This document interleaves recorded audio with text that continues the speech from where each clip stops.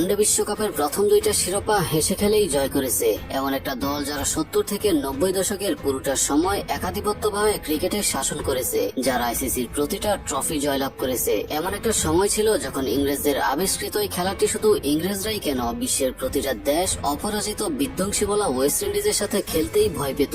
অথচ সেই দলটাই এখন আইসিসির টুর্নামেন্ট খেলার জন্য কোয়ালিফাই পর্যন্ত করতে পারছে না। প্লেয়াররা জাতীয় দল ছেড়ে দিয়ে আইপিএল সহ বিভিন্ন ফ্রাঞ্চাইজি লিগগুলোতে ঝুঁকে পড়ছে, অথচ তাদের দেশের ন্যাশনাল টিম যেখানে ধুকে ধুকে মরছে, সেখানে তাদের বেশিরভাগ প্লেয়াররা ফ্রাঞ্চাইজি লিগগুলোতে নিজেদের দলকে চ্যাম্পিয়ন করতে প্রাণপণ চেষ্টা করে যাচ্ছে। তাই আজকের এই এপিসোডে জানবো ওয়েস্ট ইন্ডিজ ক্রিকেটের এমন ডাউনফলের মূল রহস্যটা কি। বিভিন্ন ফ্রাঞ্চাইজি লিগে ঝড় তোলা গেইল রাসেল নারিনরা কেনই বা নিজের দেশের হয়ে খেলতে চায় না।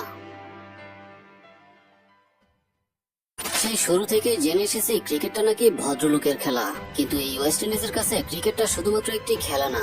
যাদের কাছে ক্রিকেটটা আত্মসম্মানের প্রতীক, যাদের কাছে এই ক্রিকেটটা ছিল ময়দানের প্রতিবাদী লড়াই। 300 বছর ধরে ক্যারিবীয় দ্বীপপুঞ্জের 15টি দ্বীপরাষ্ট্র ব্রিটিশদের অধীনস্থ ছিল। তখন সাদা পৃথিবীর বুকে কালোদের পৃথক করে রেখেছিল বর্ণবাদ নামক অপশক্তি।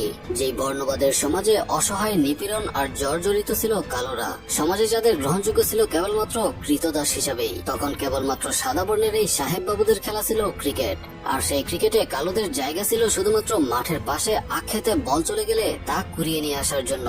কারণ কৃতদাস হিসেবে যে কৃষ্ণাঙ্গরা থাকতেন, তারা বড় বড় আক্ষেতে গিয়ে খুব সহজেই বল খুঁজে পেতেন এবং সেখান থেকে খুব জোরে বল থ্রো করে তা মাঠে ফেরত পাঠাতেন। আর সেখান থেকেই সাহেব বাবুরা চিন্তা করলেন যে এদের দিয়েও তো ক্রিকেটটা খেলানো যায়। তবে সেই চিন্তাটা ছিল কেবলই সাহেব বাবুদের সুবিধার্থে, কারণ তারা ব্যাট করার জন্য জোরে বল করা কিছু বলার পাবেন। আর এভাবেই শুরু হলো কালোদের ক্রিকেটীয় ময়দানে প্রতিবাদের লড়াই। সাদা পৃথিবীর বুকে কালোরাও যে কিছু করতে পারে, মাথা উঁচু করে দাঁড়াতে পারে, সে ক্রিকেটের মাধ্যমেই তারা তা বুঝতে পেরেছিল। আর এভাবে ক্রিকেট দিয়েই তাদের দিন বদলের যাত্রাটা শুরু হয়েছিল।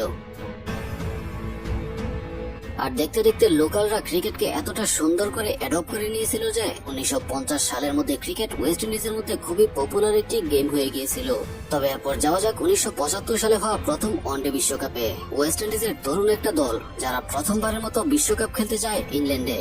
ও বলে রাখা ভালো, সেই বিশ্বকাপটি তখন হোস্ট করেছিল সেই সাদা বর্ণের সাহেব বাবুরা মানে ইংল্যান্ড। আর সেই বিশ্বকাপেই অংশ নেয় কৃষ্ণাঙ্গ খ্যাতই ওয়েস্ট ইন্ডিজরা। আর অবিশ্বাস্যভাবে সেই বিশ্বকাপে কোন রকম বাধা ও প্রতিদ্বন্দ্বিতা ছাড়াই খুব সহজেই বিশ্বকাপটি জয় করে নেয় ওয়েস্ট ইন্ডিজ।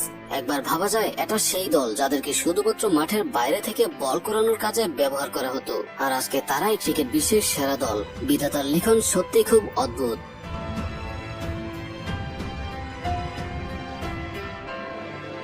আর এভাবেই কালোদের রক্তে জাতিসত্তার প্রতীক হিসেবে ক্রিকেটে এক ভয়ঙ্কর দল হয়ে ওঠে ওয়েস্ট ইন্ডিজ। কারণ এর পরের বিশ্বকাপে অর্থাৎ 1979 বিশ্বকাপেও পুরো আসরে আনবিটেন থেকে খুব সহজেই শিরোপা জয় করে নেয় এই ক্যারিবীয়রা।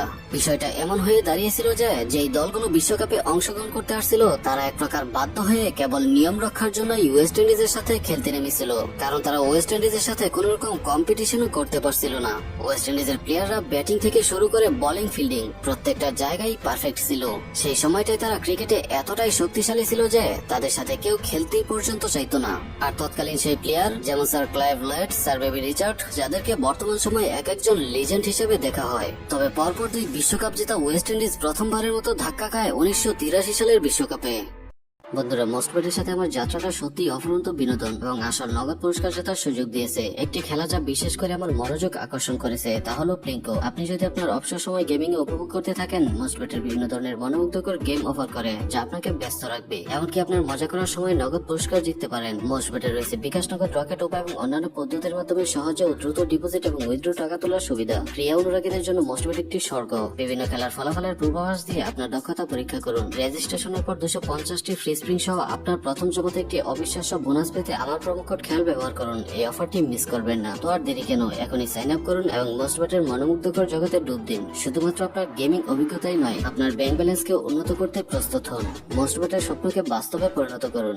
এখানে ফাইনালে ভারতের সাথে আকস্মিক হারে মুদ্রার উল্টো পিঠ দেখেছিল তারা। প্রথমবারের মতো শক্তিশালী মাইটি ওয়েস্ট ইন্ডিজকে হারিয়ে বিশ্বকাপ জিতে নেয় ভারত। আর এখান থেকেই শুরু হয়েছিল ইন্ডিয়ান ক্রিকেটের জয় জয়কার। তবে একটিমাত্র বিশ্বকাপ হার ওয়েস্ট ইন্ডিজ ক্রিকেটের ডাউনফলের কারণ ছিল না, কারণ এর পরেও তারা ইংল্যান্ডের সাথে মহাকাব্যিক বিজয় থেকে শুরু করে পুরো ক্রিকেট বিশ্বে ডমিনেট করে চলছিল।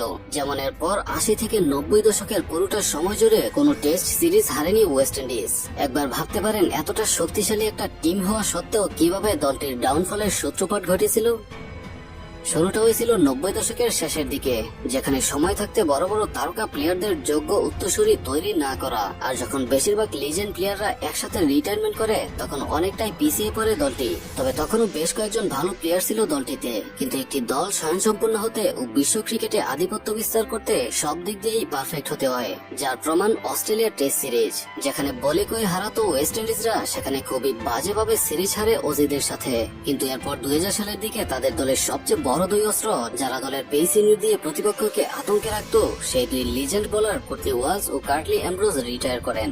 তবে 2004 সালে ব্রায়ান লারার নেতৃত্বে আবারও আইসিসি ট্রফি চ্যাম্পিয়ন করে আস্থার জায়গা করে নেয় অনেকেই ভাবে এই ব্রায়ান লারার অধীনেই সেই আগের ওয়েস্ট ইন্ডিজকে দেখতে পারবে ক্যারিবিয়ানরা। কিন্তু তখনই তাদের ডাউনফলের দ্বিতীয় ভিলেন হিসেবে উত্থান হয় ওয়েস্ট ইন্ডিজ ক্রিকেট বোর্ড। একবার ভাবুন কতটা ভয়ঙ্কর ব্যাপার হলে একটা দেশের ক্রিকেটার ও ক্রিকেট বোর্ডের মধ্যে দ্বন্দ্ব, যা তাদেরকে পৃথক করে দিয়েছে। আর সেখানে স্পন্সরশিপ, প্লেয়ারদের বেতন কাঠামো ও লাভ্যাংশ নিয়ে সবসময় বোর্ড বেশি ফায়দা নিয়ে প্লেয়ারদেরকে ঠকাতো। আর এটার জেরে কেউ কথা বললে তাকে ফিটনেস সহ নানা কারণ দেখিয়ে দল থেকেই বের করে দেওয়া হতো।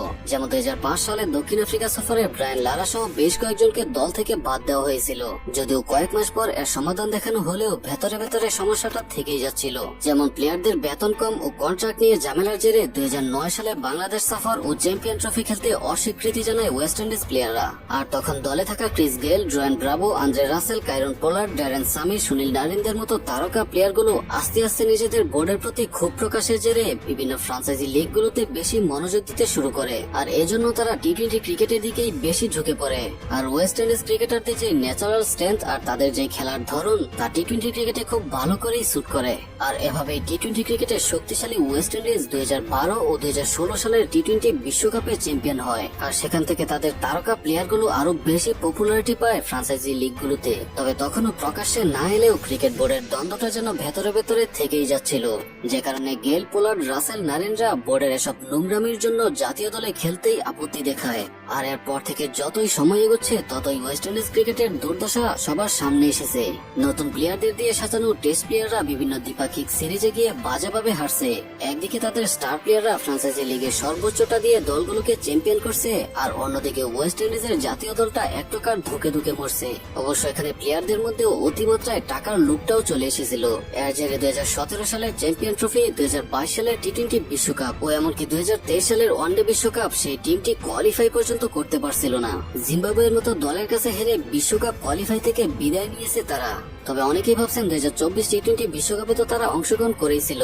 আসলে সেটাও এক প্রকার ভাগ্যের জেরেই চলে, কারণ ইউএসএ ও ওয়েস্ট ইন্ডিজ হোস্ট কান্ট্রি হয় তারা বিশ্বকাপে সরাসরি খেলতে পেরেছিল, না হলে হয়তো এটাও খেলতে পারতো না। আর এর মধ্যে ক্রিকেট বোর্ডের নানা পরিবর্তন হলে সেই স্টার ক্রিকেটার যারা বিশ্বের বিভিন্ন ফ্রাঞ্চাইজি লিগগুলোতে খেলে বেড়াচ্ছিল, সেখানে অনেক প্লেয়ারদেরকে জাতীয় দলে খেলার অনুরোধ করা হলেও অনেকে সেখানে খেলতে আপত্তি জানায়। যেমন সর্বশেষ 2024 আইপিএলে সুনীল নারিনের দারুণ সাফল্যের পর তাকে বিশ্বকাপ দলে ফেরানোর অনেক চেষ্টা করেছিল ওয়েস্ট ইন্ডিজ, কিন্তু সেই অনুরোধ নাকচ করে দেয় নারিন। আর এমনিতেও বোর্ডের সেই পুরনো দিনের তিক্ত অভিজ্ঞতাকেও ভুলে যাননি।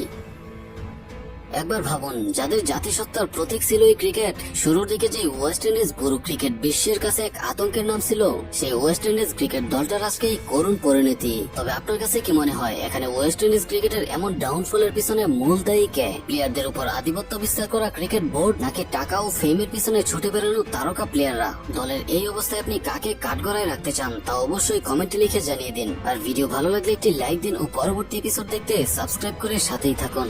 ধন্যবাদ।